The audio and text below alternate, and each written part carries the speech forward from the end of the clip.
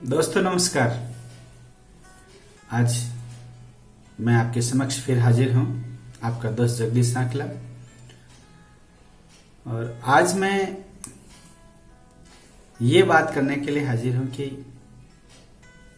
ये बात भी सिर्फ केवल पेरेंट्स से, माता पिता से, क्योंकि उनकी कई शिकायतें रहती है कि बच्चे हमारा कहना नहीं मानते। टीचर से आके जनरली यही एक शिकायत करते हैं, प्रिंसिपल से ये शिकायत करते हैं कि बच्चे कहना नहीं मानते, बच्चे कुछ कर नहीं रहे हैं। तो आज मैं जो बात करने वाला हूं उन्हीं माता पिता से, आप किस प्रकार के माता पिता हैं, ये मेरे एक मुद्दा है। मैंने माता पिताओं को 3 कैटेगराइज किए, 3F यानी 3 प्रकार के माता पिता। मैंने ये अपने विचारों से कह रहा हूं। 3F means number 1, F means firm, कठोर। Second F means fair. Third F means friendly. ये 3 प्रकार के F और 3 प्रकार के माता पिता जनरली मैंने देखे हैं कि इस प्रकार के माता पिता। और चौथा एक और भी है, और वे चौथे प्रकार के तो बड़े डेंजरस माता पिता होते हैं, और वो होता है नेग्लेक्टफुल, बिल्कुल ही नजरअंदाज कर देते बच्चों को। ये 4 प्रकार के माता पिताओं के बारे में मैं आज आपसे चर्चा करूंगा। उससे पहले दोस्तों मेरे आपसे निवेदन है, जिन्होंने मेरे चैनल को सब्सक्राइब नहीं किया वो प्लीज सब्सक्राइब कर दें, ताकि कोई भी नई बात पहले आप तक पहुंचे।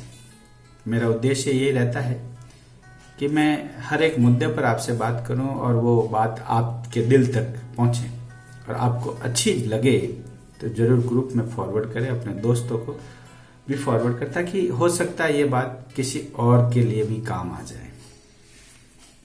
तो दोस्तों मैं ये बात करना चाहता हूँ, जनरली मैंने ये देखा कि पेरेंट्स जब टीचर्स के पास में, पहले प्रिंसिपल के पास में जाते हैं, तो उनका एक मुद्दा, मेन मुद्दा रहता है अपने बच्चों को लेकर कि बच्चे कहना नहीं मानते, बच्चे कुछ घर पे करते नहीं, बच्चे हमें नजरअंदाज करते हैं। तो उससे पहले आप सोचिएगा कि आप कौन से कैटेगरी के माता पिता, जो मैंने 3 कैटेगरियां बनाई हैं, सॉरी 4 कैटेगरी हो गई अब तो, उन 4 कैटेगरी में आप कौन सी कैटेगरी में आते हैं। Number F means firm. कहीं आप इतने कठोर तो नहीं हैं कि बच्चे आपके सामने आने से ही डरते हैं, आपसे बात करना भी नहीं चाहते, आपको बिल्कुल इग्नोर करते हैं, क्योंकि आप इतने कठोर है कि कोई बात आपके समक्ष रखना ही नहीं चाहते। एक बात तो ये भी हो सकती है, इसलिए बच्चे आपका कहना नहीं मानते। दूसरे प्रकार के माता पिता होता है फेयर। जब बच्चे उनके सामने कोई बात रखते हैं तो कभी मान भी लेते हैं, कभी ना भी माने, यानी ठीक, कभी इधर भी कभी उधर भी, जिधर मौका देखा उधर पलटी मार दी। और तीसरे प्रकार के माता पिता होता है फ्रेंडली। वे अपने बच्चों के साथ में दोस्ताना पूर्वक रिश्ता रखते हैं, मैत्री रिलेशन मेंटेन करते हैं। और चौथे प्रकार के हो गए नेग्लेक्टफुल, जो अपने बच्चों को बिल्कुल ही नजरअंदाज करते हैं, भगवान भरोसे छोड़ दिए, जो ईश्वर करेगा वही होगा, हमारे बस की बात ही नहीं। ये 4 प्रकार के माता पिता है। तो आप जरूर समझिएगा कि आप यहाँ कहाँ स्टैंड करते हैं। मैं मान पा रहा हूं दोस्तों कि इनमें सबसे ज्यादा आज की एरा में, प्रेजेंट एरा में, यदि कोई माता पिता सफल है तो वो है फ्रेंडली। क्योंकि जो फर्म माता पिता थे, तो आज से वो 40 से 45 साल पहले की बात चलेगी, जो माता पिता ने कह दिया ऐसा होगा तो वैसा ही होगा, इसके अलावा कोई चारा नहीं। कई बार तो मैंने ये भी सुना, उस 40-45 साल पहले का एक एग्जाम्पल दे रहा हूं कि एक व्यक्ति, एक लड़का जो MBBS करके आता है और अपने पिताजी को कहता है मुझे नौकरी करने के लिए जाना है। पिताजी ने कहा तेरी जमीन जायदाद कौन संभालेगा भाई, तू तो कह दिया मैं नौकरी करने के लिए जा रहा हूँ, ऐसा काम नहीं चलेगा। तो उसने की हुई MBBS को तो बैग में रखी और अपने पिता के कहने के अनुसार उसने खेती बाड़ी का काम शुरू कर दिया। ये था फर्म डिसीजन। ऐसे प्रकार के माता पिता हुआ करते थे, और यह मुद्दा आज से 40-50 साल पहले का था। अब काम नहीं चलता। अब तो सबसे बड़ा आज के प्रेजेंट टाइम में, क्या आप फ्रेंडली हैं अपने बच्चों के साथ, और यदि आप फ्रेंडली हैं तो आप बिल्कुल ही सफल माता पिता हैं। अपने बच्चों के साथ में बैठें, उनको एंकरेज करें किसी भी बात के लिए, हर एक बात के लिए जो उनके साथ में बैठ कर, यदि उन्होंने अच्छा कोई काम किया है तो उन्हें एंकरेज करें। ये किसी को सिंगिंग का शौक है, किसी को खेलने का शौक है, किसी को पढ़ने का शौक है, तो उनकी रुचि के अनुसार उन बच्चों का एंकरेजमेंट बहुत जरूरी है। उन्हें समय समय पर उनके साथ में बैठना, उनसे बातें करना, उनके हालचाल पूछना, उनके दिल तक जाना, ये अच्छे माता पिता जो दोस्ताना रिश्ता रखते हैं वो जनरली ऐसा करते हैं। कई बार ये होता है कि माता पिता अपने बच्चों के अंदर यदि स्टडी रीडिंग हैबिट डेवलप करना चाहते हैं तो वे उनके साथ में बैठकर खुद किताबें पढ़ते हैं, तो ये रीडिंग हैबिट भी होती है। एक अच्छे माता पिता अपने बच्चों के साथ में बैठते हैं और उनके साथ में रीडिंग करते हैं, खुद भी रीड करते हैं और बच्चों के अंदर रीडिंग हैबिट को डेवलप करते हैं। वो खुद पढ़ने बैठ जाएंगे तो बच्चे होंगे मेरे पिताजी पढ़ रहे हैं तो मैं भी पढ़ लूं। जी हाँ, इस प्रकार से करके वे अपने बच्चों के अंदर एक बहुत अच्छी हैबिट डेवलप कर लेते हैं। कभी कभी हम बच्चों के साथ में बैठकर क्वेश्चन आंसर भी कर देते हैं।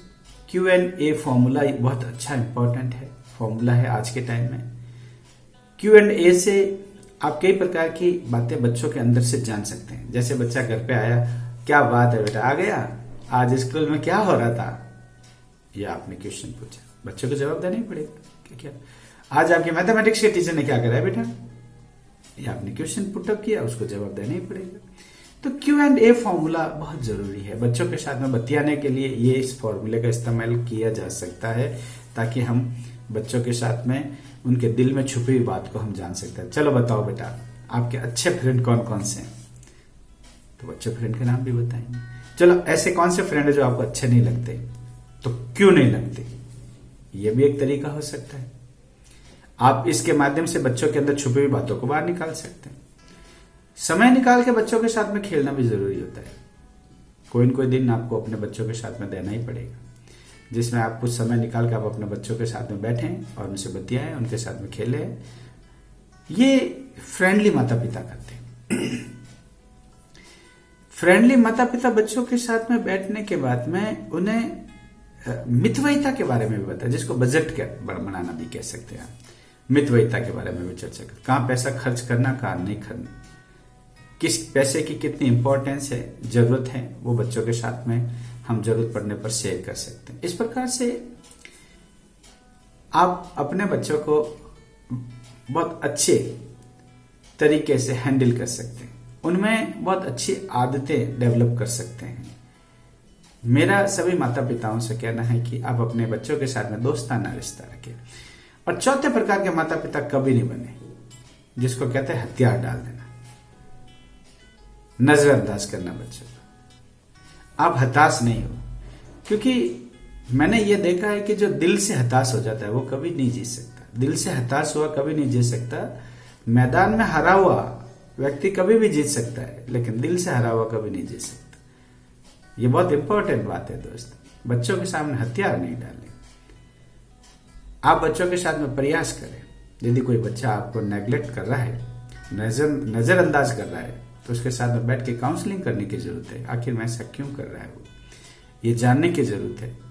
उसके दोस्त कौन है, वो किस हैबिट में है, ये जानने की जरूरत है। मेरा सभी माता पिताओं को ये सलाह है, अपने बच्चों के साथ में थोड़ा टाइम स्पेंड करें, जिससे कि आप एक बच्चे को एक नई राह दे सके, एक नया जीवन दे सके। कम से कम हम उन्हें एक अच्छा नागरिक तो बना सकें, उन्हें एक अच्छी राह तो दिखा सकते हैं, कुछ करने की सलाह तो दे सकते हैं। जरा आप सोचिए तो सही। जनरली आप टीचर के पास में जाते हैं और टीचर से शिकायत करते हैं कि बच्चा कहना नहीं मानता, तो क्या उसके लिए टीचर जिम्मेदार है, प्रिंसिपल जिम्मेदार है? कभी आपने सोचा है इस प्रिंसिपल के बारे में जो स्कूल को हैंडल करते समय 3000 से 4000 बच्चों को देखता है? कभी आपने सोचा उस टीचर के बारे में जो एक क्लास के अंदर 30 से 35-40 बच्चों को हैंडल करती है या करता है?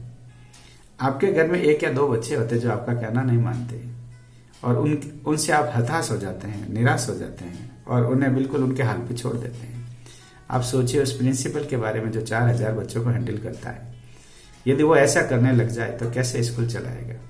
उस टीचर के बारे में सोचिए जो 30-40 बच्चों को हैंडल करती है, वो ऐसे करने लग जाए तो आपके बच्चों को कैसे पढ़ाया जाएगा। ये सोचने की बात है। विचारणीय मुद्दा है, जरूर विचार करें। जी हाँ दोस्तों, मेरी बात अच्छी लगी हो जरूर शेयर करें, अपने दोस्तों में शेयर करें और चुनाव कीजिए कि आप किस प्रकार के माता पिता हैं और अपने आप को फ्रेंडली माता पिता बनाने की कोशिश करें। जी हाँ दोस्तों, नमस्कार, जय हिंद, जय भारत।